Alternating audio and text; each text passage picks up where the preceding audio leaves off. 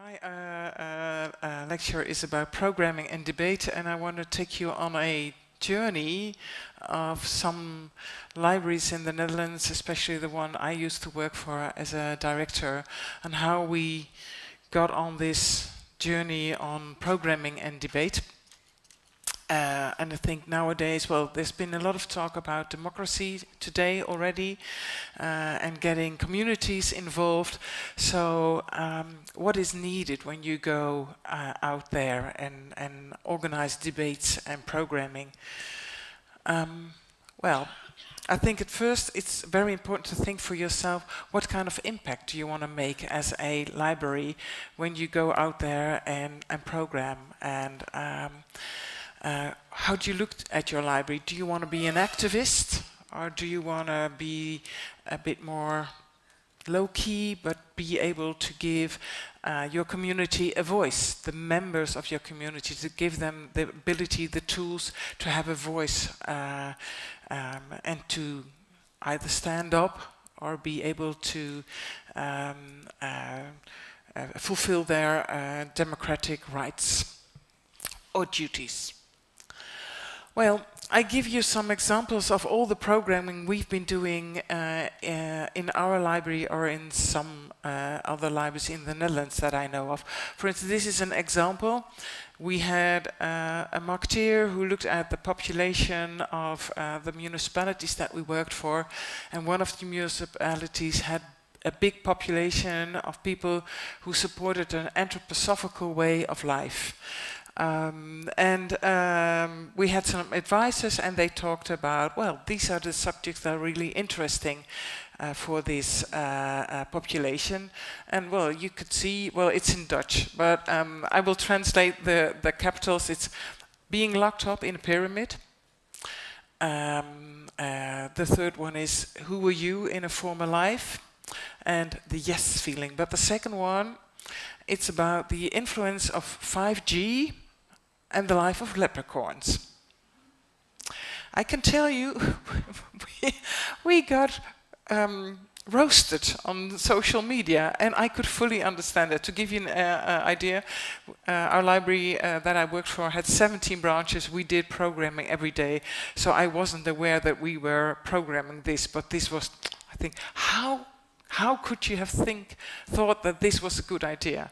And at that time, in the Netherlands, there was big protest against the 5G masts for the telecoms, and some were put on fire.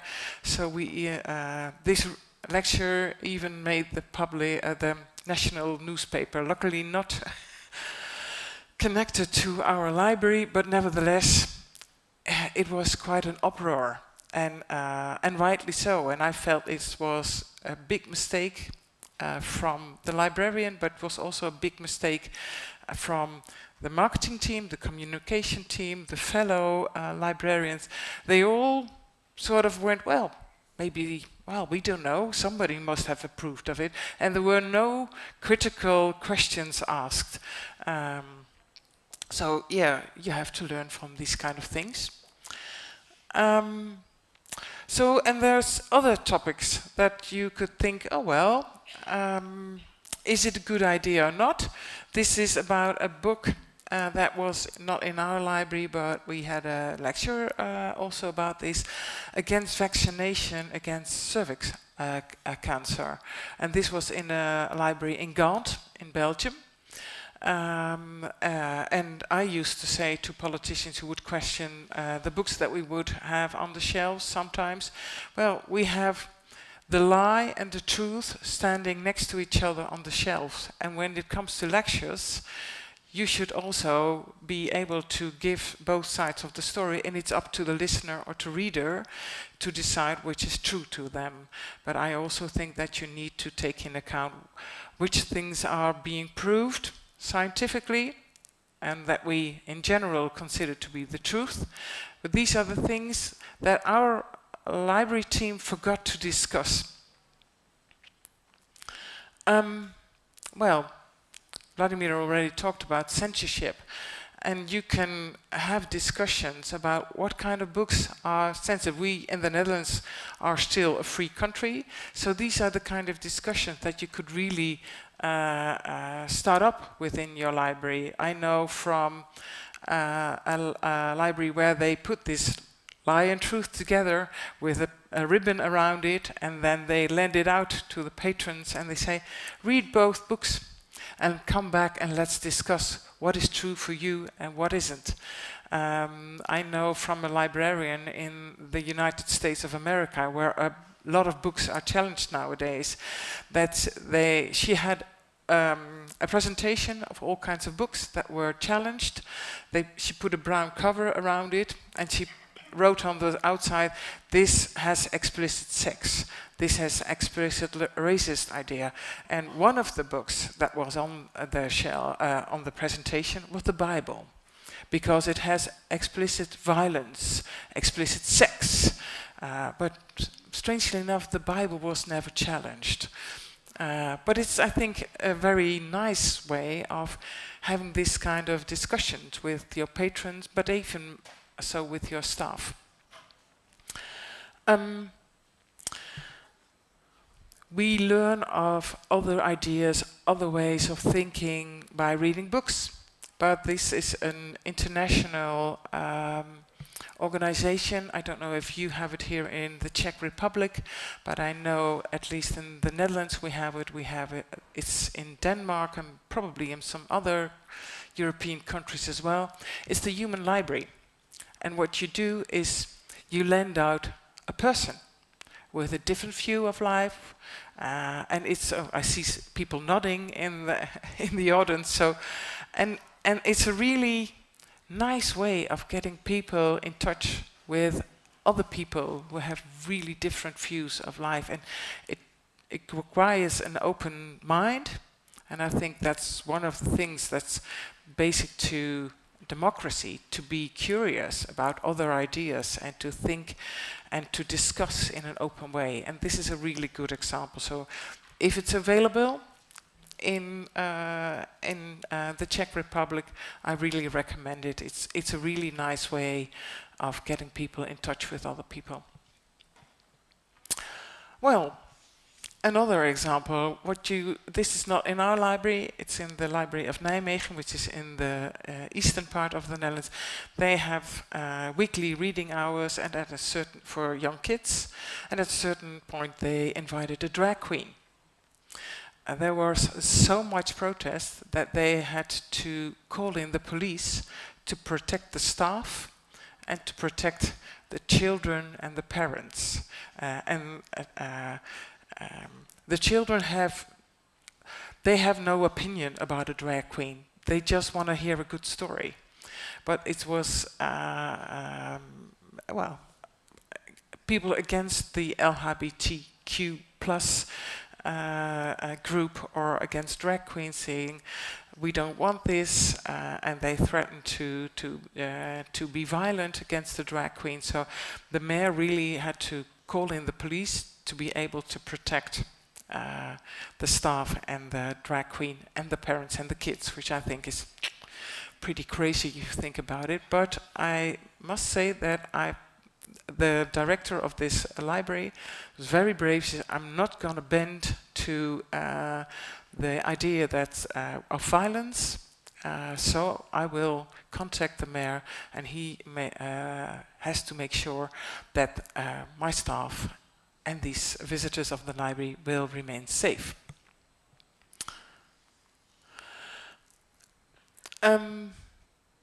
Sometimes you think, well, this is a safe subject.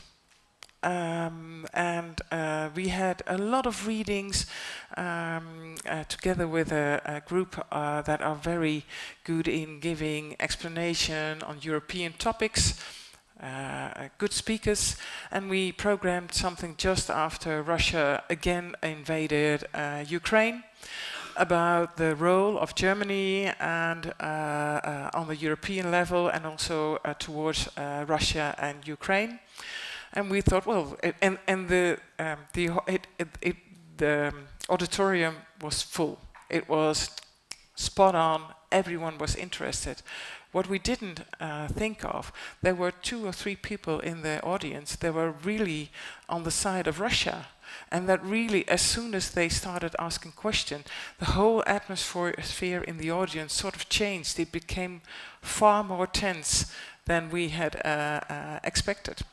So you can sometimes be surprised of the resistance that you encounter. But luckily the speaker was very experienced, so he was able to handle the questions and see, well, this is your opinion, this is my opinion. Another kind of safe subject is sustainability. We, in the Netherlands, it's a topic that's really important for a lot of people.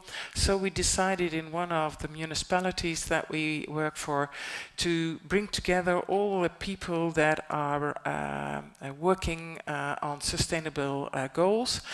And we thought, well, this is a safe subject. And we brought them all together, and the intention was that they would share ideas.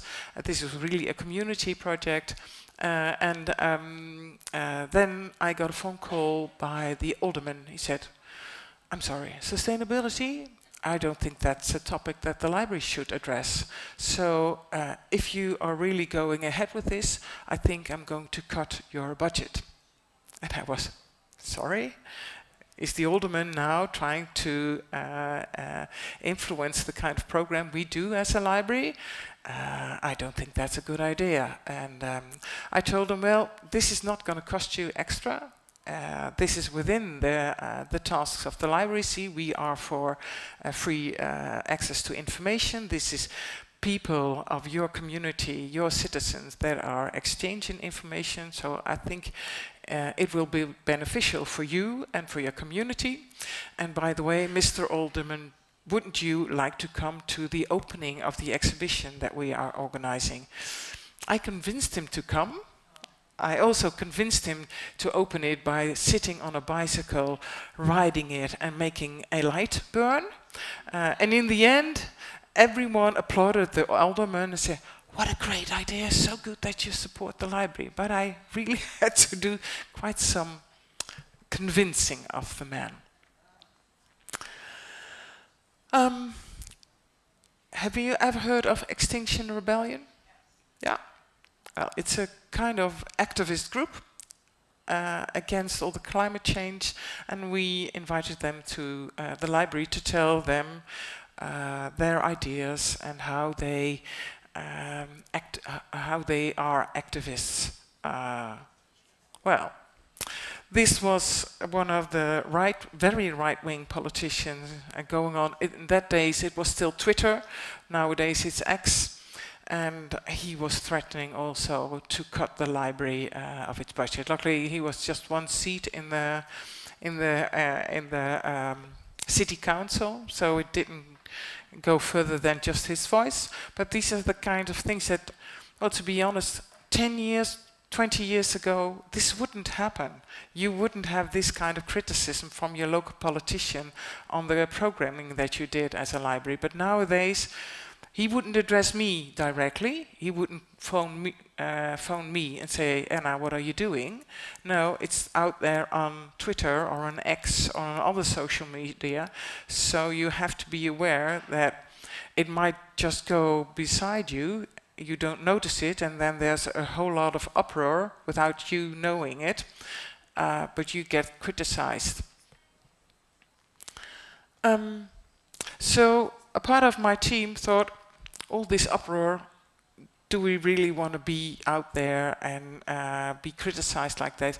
So they decided in one of the other municipalities to do it a bit more low-key, and they started up a community project. And they looked for volunteers, for a green circle, to have people working together on sustainability a lot of people participated, and it was really a successful activity, and it's still, going on. So, being a bit more like, let's give the citizens a way and a voice of working together and not being out there outspoken. a bit more the silence, diplomacy, that could also work for your library. I don't say that, well, I'm might be a bit like Marek. I don't have all the answers, but I raise some kind of questions that it's, I think, good to talk amongst your staff. So I have one big recommendation when it comes to going forward on the path of democracy, apart from probably reading the book from Martin, but to look at the website of Democratic Fitness. It's an international site, and it's focused on, they call it 10 democratic muscles.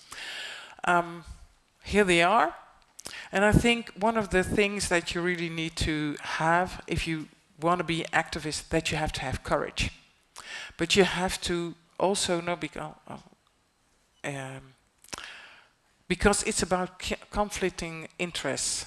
And a real democracy, it's not what you're looking for. It's either a win-win, but you can't always achieve that. And if it's not a win-win, you have to make sure that in a proper democracy, the one that wins takes into account the interests of the people who didn't win.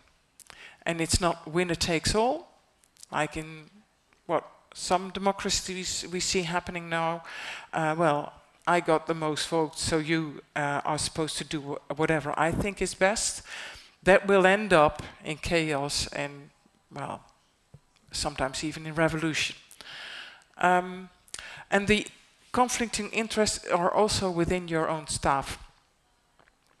You have to think that most, at least in the Netherlands, the librarians that do the programming are not the librarians that sit or stand behind the counter, who have the contact with the public, with citizens that come in the library. And they might get criticism by the patrons, by the visitors of the libraries. Why are you programming this? And if you don't have a discussion with them beforehand, why you are doing this as a library, they might say, well, it's not my idea, I don't agree with it either. And then you have a very weak position as a library. I think you should really be able to stand there as a team and to defend the things that you are doing.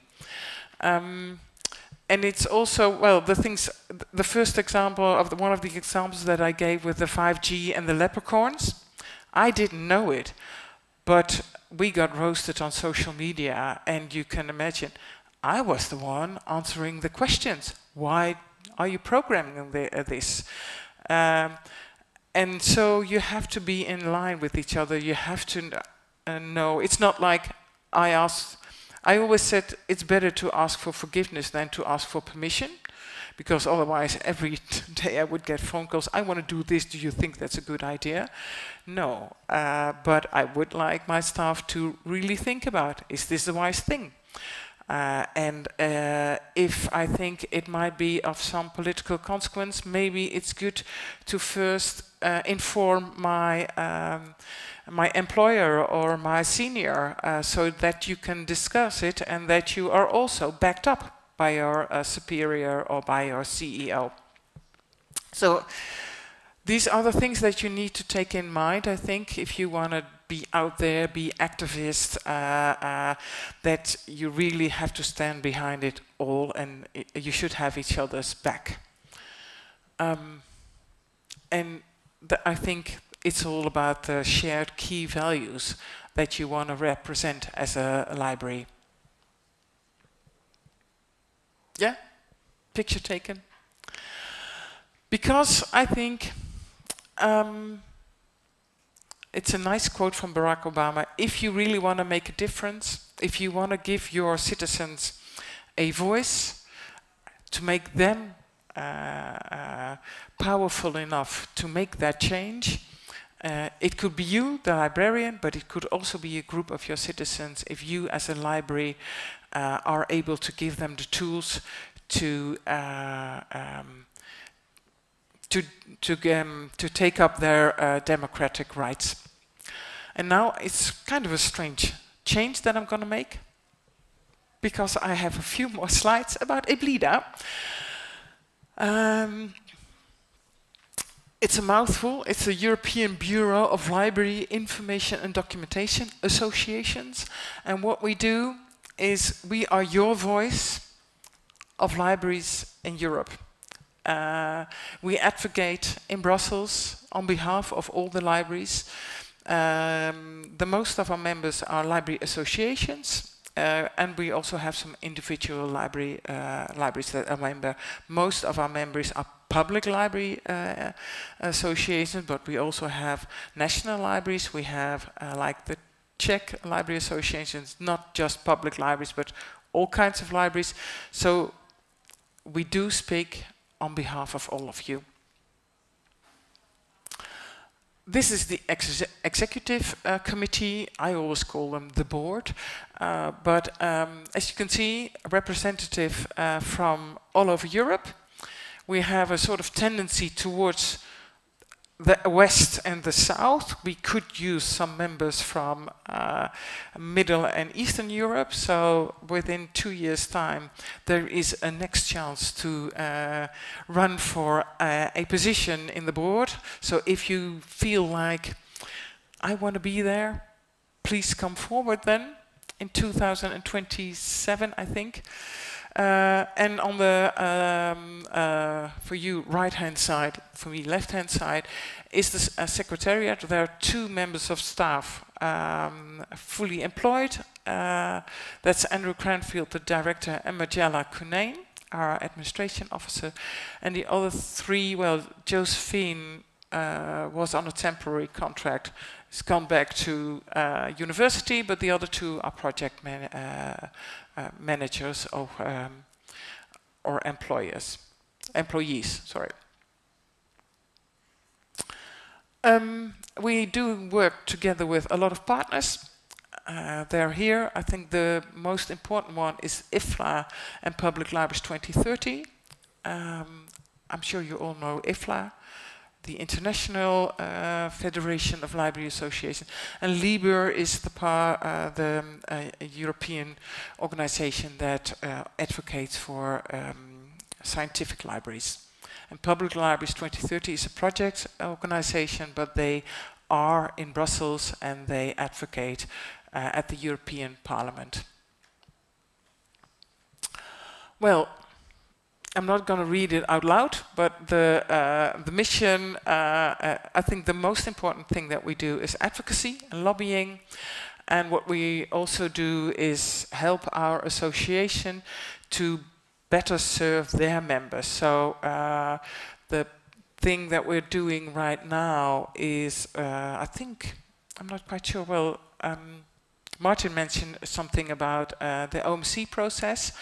That's been organized by the European Commission, and it's all about recommendations for the national governments, what they can use their libraries for, and if the report is ready, we're going to follow up on that and make sure that it stays on the political agenda.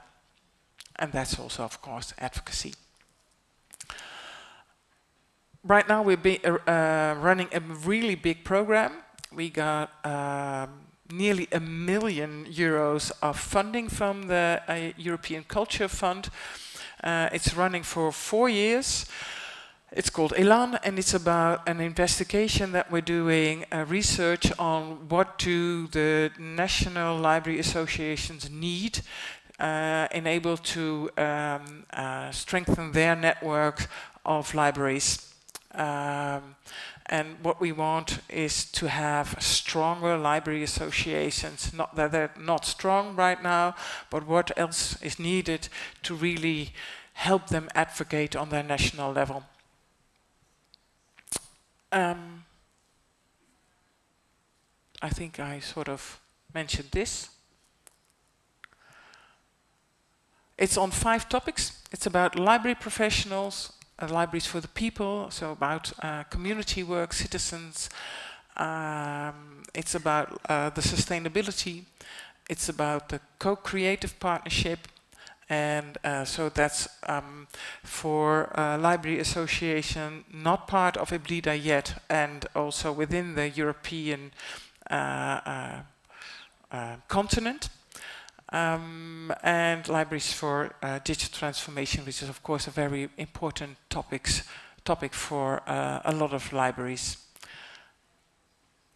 And it's all about, as you can see here, the jigsaw pieces are still apart, but we're looking to get them all together so we can make good recommendations on what library associations then need. And one of the first things that we started is a peer learning cycles. These are open to all members, but also to non-members. I think we put a call out if you want to participate. I think the next one is, the first one is somewhere 1st of November. So it was in our newsletter, and otherwise look at our website. So if you want to go there and learn from the experience, then feel free to participate. And the topic this time is diversity and inclusion in relation to users and collections. On every topic we also have an expert group. We've put them together through an open application, and we try to make every group as diverse as possible with a representative from all over Europe. And they will sort of survey what work is being done on the topics, so that after 3-4 years we can also report on that and take steps further. And this is my last slide. Next year, EBLIDA will be coming to the Czech Republic, to Prague. We're very happy that the National Library and the Public Library of Prague are working together in hosting our next conference. I can say that the last one was very successful, so I hope to see you all next year. And thank you.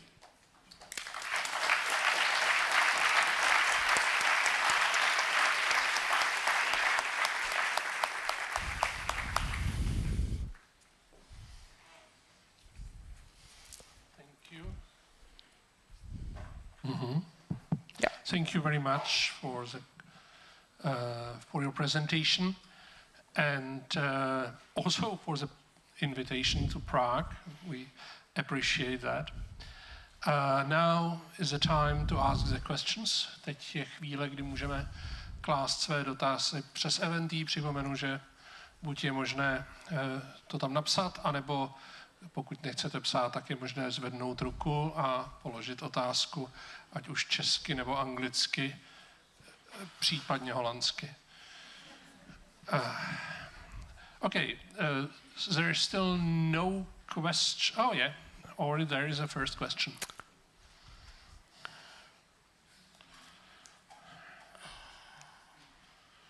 Oh.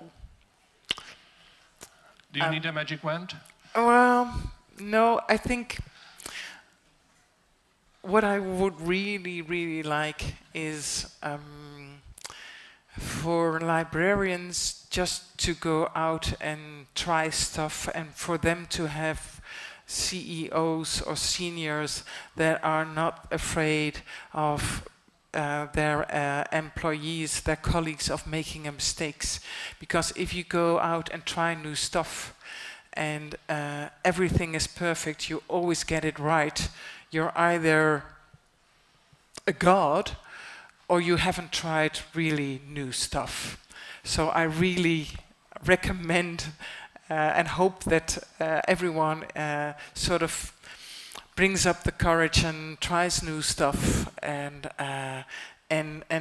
maybe even sort of celebrates the mistakes they make because they have tried, and hopefully they learned also something from their mistake. But maybe that's a very Dutch view, I don't know. I'm expecting more questions. meantime, I can ask one myself. We actually, the whole afternoon, are thinking about democracy and libraries and political involvement and values and so on from many perspectives. Libraries should be politically neutral. What does it mean? Where is the edge? I mean, we can be politically neutral, but we must not be value neutral. There are some values we have to stick to. We have to defend them. However, that usually means that some people at the community start feeling, hey, this is not my library. I don't feel welcome there. I don't think this is a proper library. The proper library should be neutral or in favor of my own opinion. So, where is the edge? How far should we go in being involved in the society, in being involved in the community, to trying to push the things? Yeah. I think the edge is depending on, of course, your own national law. I always said, if it's in within the law, it doesn't call for racism, violence, breaking the law. Look forward and look where how far you can go. Because neutral, within, I think probably all over Europe nowadays, with the new and the populist parties gaining more and more votes.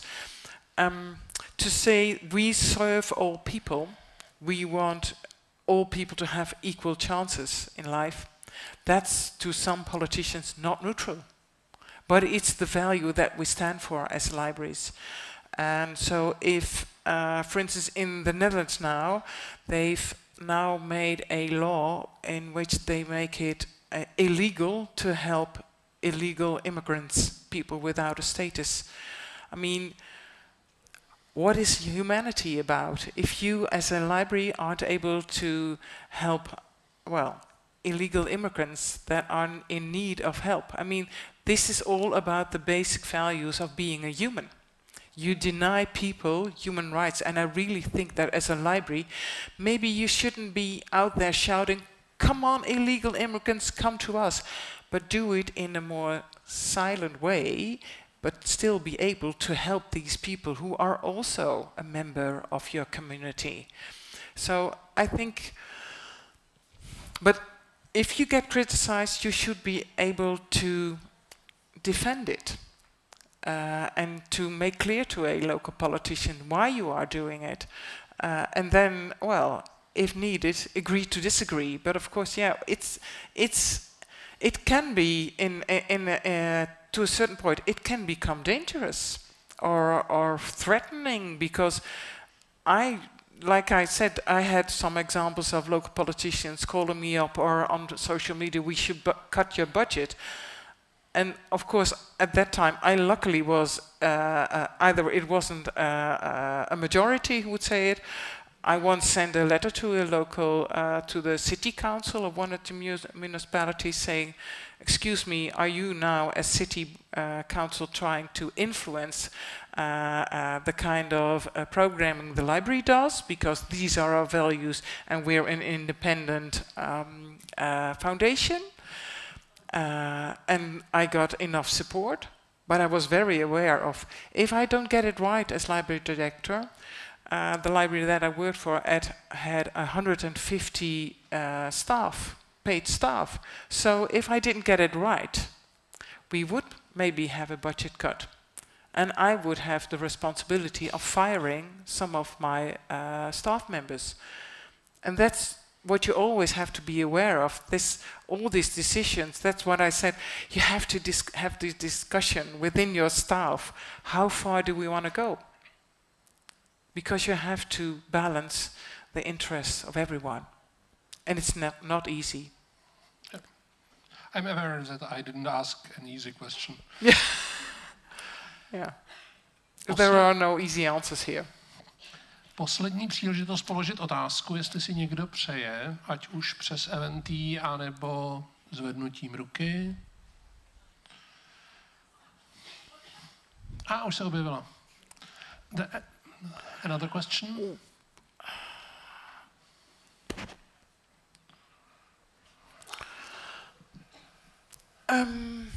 That's a very good question. Not that the other ones weren't good. I think because a lot of librarians and libraries will lack the knowledge, the true knowledge of what AI means. We're all out there sort of guessing, and maybe there are some gurus who will tell you, oh, this is what AI... Well, we had a great speech of Marek this afternoon, but I think as librarians and as libraries you should work together, share the knowledge that's available, and try and find out what is needed for your citizens. But to be quite honest, I think the first step is to find other libraries also wanting to take steps on this path of getting your citizens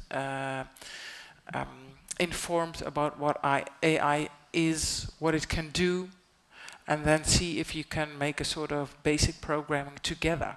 So join forces, I think that's the wisest thing I could advise. Another question we have: do you have any experience with platforming organizations such as Amnesty International, Right for Rights program, for example? You probably can answer that either or both as a director of the library, former director of the library, and Bleeda president, because that could be quite a different story. Yeah. As a former library director, yes, we had writing sessions in some of our branches. So, and it could be on a weekly or on a monthly basis. When it was the day or the week of the human rights, we would do extra programming. As a Bleeda, not particularly that it springs to mind, Amnesty International, but when it comes to human rights and anything concerning that, we do advocate for that, but then with the voice of libraries, and if some organization asks us to sort of co-sign a statement sent to the European Parliament, and it fits with the values of Bleeda, yes, we will participate there. Thank you. Another question. Is there some sort of red line which once crossed should set the alarm? A point at which libraries can no longer be neutral and should act? I think when you feel that you can't be true to your values anymore, and I think this is it's not the same for everyone. So there's no again, there's no easy answer, but I think and the thing is, what is ACT? For instance, if you would get the answer, would you please remove these books from your collection? I think a lot of librarians would go, no, no way. But it depends, of course, on if I hear the story from Vladimir. Well, that's quite a different situation than in most of the European countries. But still, we see book challenges. I know from an example in Ireland where some conservative groups with I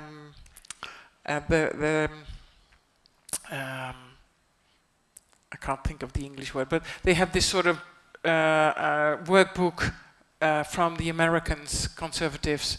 This is how you go about challenging the books, challenging the authorities, the local authorities about the books in the library. And yes, you should act then. But what do? Do you remove the books? No. What you try to do is organize your own grassroots and see if you can get your community to act on behalf of you and stand with them. Because these conservative groups are they're very loud, as we know from the US, but with your own grassroots, with your patrons, usually you can fend them off and have the library as it should be. Thank you. Protože náš čas se naplnil, tak nebudu čekat, až se na něco zeptá kocour, modré očko nebo králíci z klobouku. You know, all that nicknames are actually well common names from the Czech fairy tales for children. All right, okay.